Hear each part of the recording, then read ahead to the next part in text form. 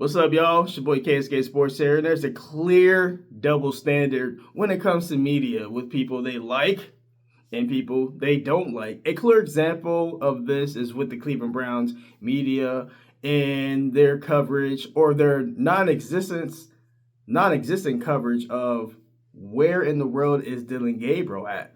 So Todd Monken, he alluded to in the annual meetings that the NFL has every year. He talked to the media and he gave us a lot of information.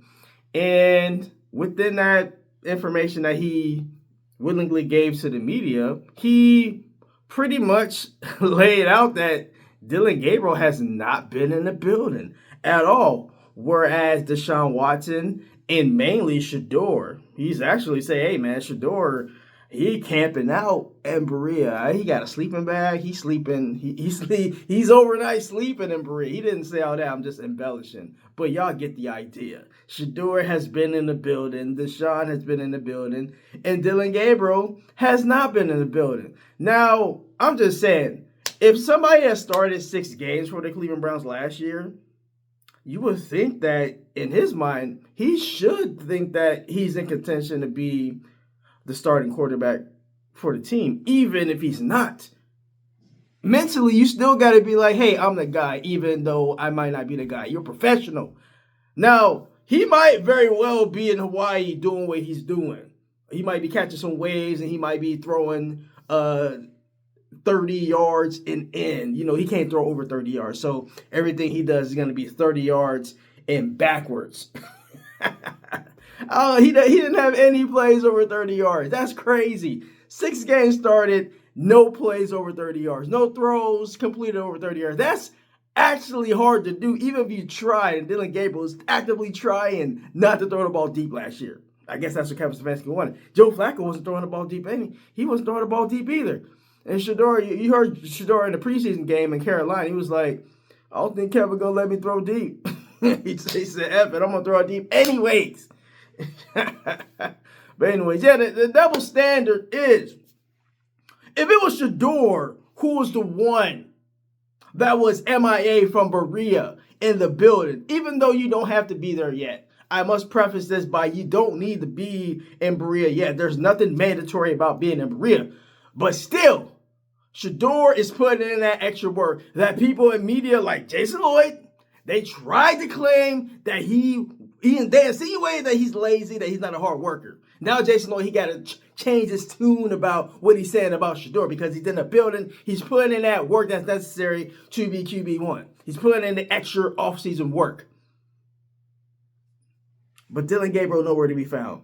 If that was Shedeur, where nobody knew he was at, and Shedeur was, posting to IG that he's, in Japan or he's in Paris somewhere not in Berea. You know the vitriol that people would have towards Shedeur Sanders. Boy, they will be talking about, oh, he's entitled, he's lazy. I don't know how committed he is to being the Browns quarterback. He's not,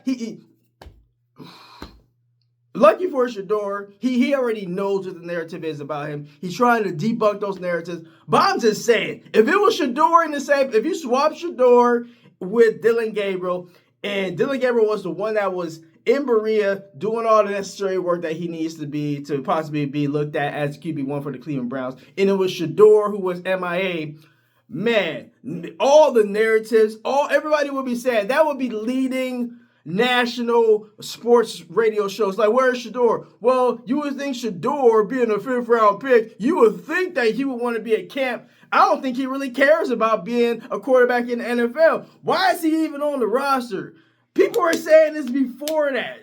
The Jason Lloyds of the world, they were talking about this guy should be cut. He's a distraction, all that. Can you imagine if Shedeur has not been in the building? They'll be saying he's a distraction. They'll be saying all nefarious things about Shedeur. So that's a clear double standard. It's a clear double standard throughout media. If we draw the lens out, they have their media darlings. They have the Josh Allens of the world that can do no wrong, even though he's falling flat every time in the postseason. But people are still like, hey, he's the best quarterback. He's this, he's that. He's the media darling. Just like Caitlin Clark is the media darling with the WNBA, even though she ain't really done much in the WNBA outside of what she did in her rookie year.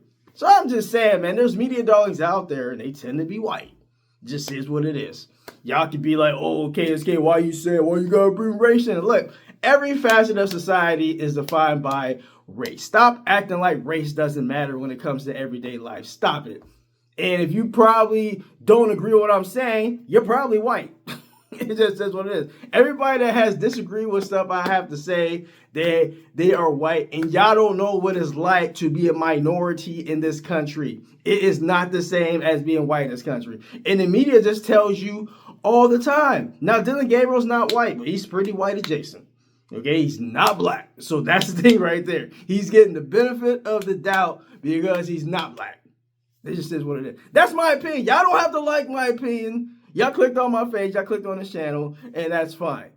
But anyways, that's all I got to say on this one. I'm not going to keep it, I'm going to keep it on the short end. Doesn't need to be 16 or 17 minutes on this one. But yeah, there's a clear double standard, man. It's a double standard when it comes to how the media covers people they don't like and how they cover people they do like. Because all HGLL would be raised if Shedeur was not in Berea doing the necessary work. Y'all know it's true. They'll be coming up with every narrative possible that they can. That he's not dedicated, he's entitled, he's lazy. Y'all heard all these. I don't need to talk Tom Blue in the face. Y'all know what the narratives are already about Shedeur. And they would be exemplified. They would be magnified. They would be exponentially worse if he was not in Berea putting in that extra work so that he can be looked at in a glowing fashion by the new administration in Cleveland and Todd Monken. Todd Monken is the Shedeur guy. Cleveland media, they just need to get over that. Todd Monken is the Shedeur guy. He believes in him. And I firmly believe Shedeur is going to be QB1 going into training camp. Because Todd Monken has let you know there's tea leaves that lead me to believe that he's being apolitical when it comes to talking about Deshaun Watson. He's respecting him as a veteran, but he knows in his heart of hearts that Deshaun is a broken version of himself and that he's going to give Shedeur a clear runway in 2026 so he can see if he can go forward with Shedeur or if they do need to get a quarterback in 2027. I firmly believe that, and I think Shedeur is just going to prove without a shadow of a doubt that he's Cleveland, I'm what y'all been looking for, and it'll be dangerous. And I really believe that. All right, KSK Sports rolling out. Like, comment, subscribe. Hype this video up. All right, I'm rolling out. Peace.